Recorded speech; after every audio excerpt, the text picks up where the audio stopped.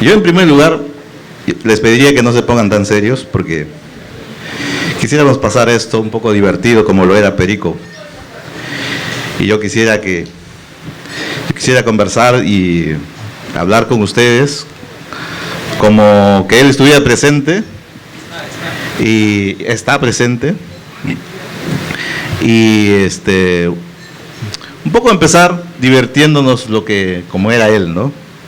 Como muchos de ustedes sabrán, Perico, además de serio, tenía un lado muy divertido. Vamos a hablar de ese personaje. Divertido porque cuando él encontraba problemas, conversaba con los amigos de cosas exitosas y esa era su fortaleza. Pero a veces era divertido por exagerado. No exagerado como inclinado a mentiroso, sino exagerado, inclinado a cosas muy positivas, ¿no? Como que caricaturizaba su sentimiento. Por ejemplo, cuando conversábamos y decíamos, vamos a hacer una propuesta alternativa de la ley de comunidades nativas. Y él respondía, si es así, lo hago en 5 minutos, ¿no? O sea, y cuando tú decías, pero Perico, entonces ahorita, no, pues, aunque sea 20 minutos. Es decir, quería decir, era sencillo hacerlo. Eso era el mensaje, eso era sencillo hacerlo. Pero también, no solamente nosotros que hemos estado con él, nos hemos divertido con sus palabras, sino también sus amigos testimonian acá, ¿no? Por ejemplo, cuando en Cenepa estuvieron y tuvieron que decirle a Perico, prepara una puerta para el gallinero, ¿no? Lo prepara la puerta y no le sale bien esa puerta. Y cuando sus compañeros le increpan, responde y dice, de las 2.000 o 3.000 puertas que he hecho, esta es la primera que me sale mal, ¿no? Divertido, ¿no? Lo que quería decir es que, pucha, ¿cómo es posible que me salga mal, no? Eso es lo que quería decir él. Él era divertido, realmente, ¿no? Pero también era reflexivo, porque estaba preocupado por la proliferación acelerada de las organizaciones indígenas. Y decía que las organizaciones indígenas, si no están sólidas, se van a acabar dividiendo. Y de aquí a 20 años, decía él, estamos hablando del año 96 más o menos, de aquí a 20 años vas a ver que el papá es el presidente, la mujer, la esposa es la vicepresidente, el hijo el secretario, el tío el tesorero y así. Y efectivamente, vinieron empresas petroleras, madereras y acabaron dividiendo a las organizaciones indígenas. Los anexos sus propias organizaciones, los titulares sus propias organizaciones, eso era una reflexiva. Perico, ahora voy a hablar su lado de honestidad de Perico. Perico era un hombre honesto al extremo, diría yo, ¿no? Al extremo. Por ejemplo, le daban viático para que se gastara y en la comitiva la ONG auspiciadora pagaba todo y él decía, yo no gasté nada, y devolvía el dinero. Y otros decían, pero Perico, ni siquiera has gastado un caramelo, agüita siquiera. Sí, pero me da flojera estar rendiendo cuenta de eso, ¿no? Perico, a la vez también muy preocupado. No sé, él lo tomaba el problema como que fuera él uno más en el grupo, uno más, un indígena más. Cuando veía que las cosas no caminaban bien, cuando se dividían las organizaciones, las comunidades, las empresas compraban dirigentes, veía corrupción, Perico se enfermaba. Perico se deprimía, sufría demasiado Perico. Eso era su lado sentimental de Perico. Y bueno, pues de frente entré hablando de Perico. ¿Quién es Perico? Perico, pues, ¿quién no va a conocer? Todos los que estamos acá conocemos. Un madrileño, un español, que vino en Perú para ayudar a través de la misión a los pueblos indígenas, pero se dio cuenta que no era tal como le contaban, se chocó con la realidad y él, el grupo que vino, dijeron, vamos a poner nuestro conocimiento para poder trabajar con esta gente. ¿Por qué? Porque Perico se dio cuenta que estaba metido en el mismo territorio de esa gente brava que venció el ejército inca. Con esa gente brava que venció a sus propios paisanos, a los españoles. Y él, con mucha atención, pensó por qué. Y se dio cuenta de un nombre raro, de la creencia de los jíbaros en Ajuta, en Arutam. Porque los jíbaros bravos tenían relación con el Arutam y con el poder de Arutam vencían todos los obstáculos. Y él entonces empezó a tomar mucha atención. Y dijo, si su fuerza sale de ahí, entonces, ¿de dónde es el epicentro de esa fuerza? Después escuchó, ¿no?, que el desarrollo de la agricultura estaba en Nuncuy, que las relaciones de pesca estaban con Zunqui, que los animales estaban protegidos por Tijel, que los lugares sagrados eran para la meditación, para encontrarse con el Arutam o el Ajuta. Entonces él dijo, todo este ser que lo acompaña al pueblo indígena está relacionado directamente con el territorio. Entonces, si el pueblo jíbaro ha sido invencible en la historia, su fuerza está ahí. Y como abogado, lo desarrolló todas esas fuerzas, lo transformó en derecho y lo utilizó como una estrategia de pelea para defender lo que es el territorio de los pueblos indígenas. Ahí Perico empieza a luchar con fuerza. Por eso es que muchos Abajún y Huampis y Achuar le decimos a Perico Huaymacu. ¿Por qué? Porque conoció el sendero de los viejos. Yo creo que aunque no se encontró con Ajuta, pero sacó todos esos conocimientos locales, lo convirtió en una estrategia de derecho y lo convirtió como arma de pelea.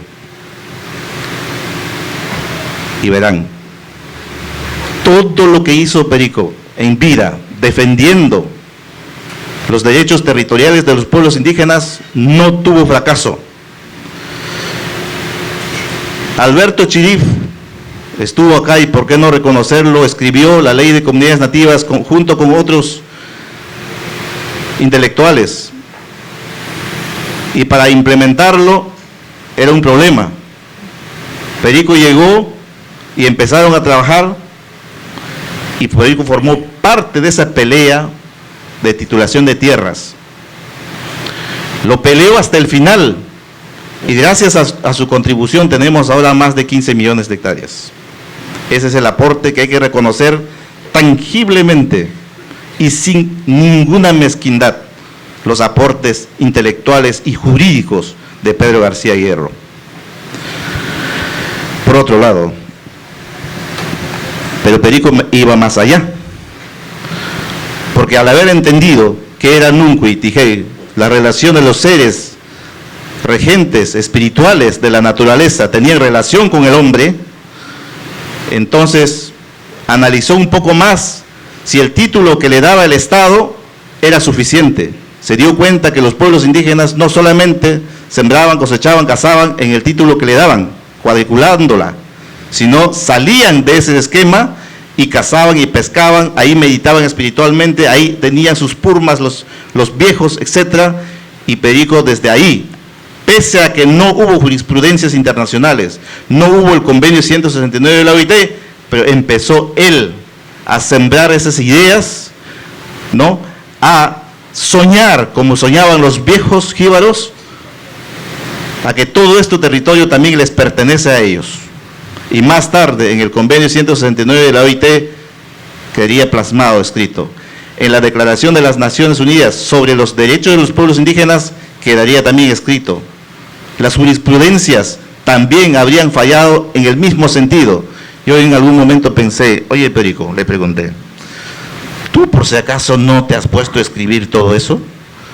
¿Tú por si acaso no estuviste escribiendo el convenio 169 de la OIT? ¿O de las Naciones Unidas? ¿Pero por qué exactamente hablas como está hablando ahí? Perico sinceramente me dijo, no participé directamente. Pero sí he conversado con muchos amigos intelectuales que estuvieron escribiendo esas declaraciones, esos tratados, el convenio. De razón. Entonces, si hablamos de territorios integrales ahora de los pueblos indígenas, no solamente con la visión de comunidades nativas, sino el indígena y su derecho a su propiedad, real dimensión de su propiedad, y los recursos está dentro de lo que ocupa ancestralmente cada pueblo. Entonces, también debemos de reconocerlos, los indígenas, este aporte importante. Ahora, materializándose ya en gobiernos territoriales de los pueblos indígenas.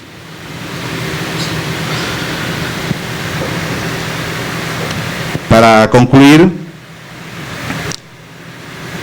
yo quisiera decir algunas palabras, ¿no? Que Perico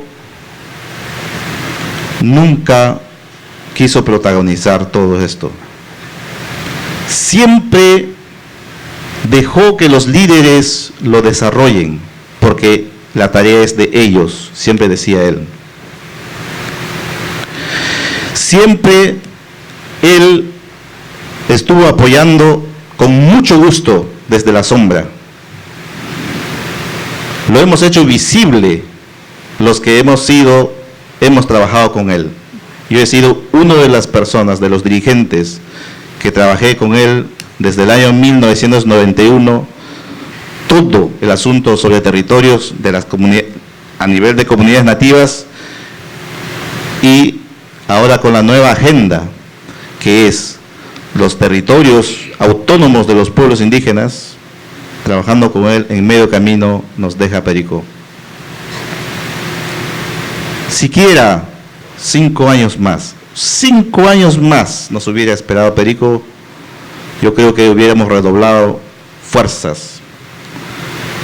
Pero gracias a su aporte, a sus conocimientos que nos ha legado, nosotros vamos a continuar luchando, defendiendo jurídicamente los derechos colectivos y territoriales de los pueblos indígenas.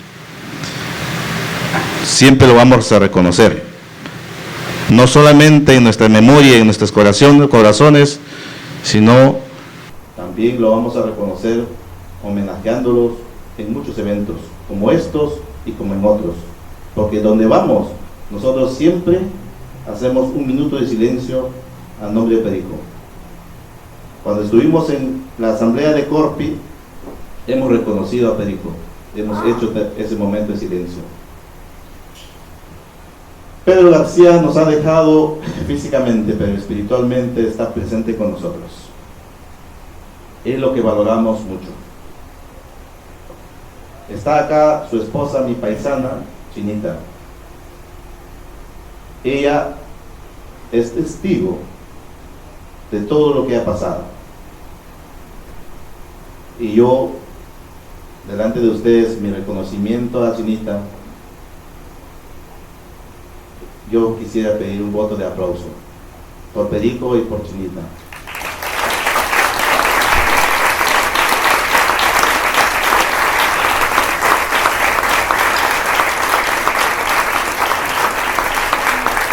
Aquí está su hija Malena también,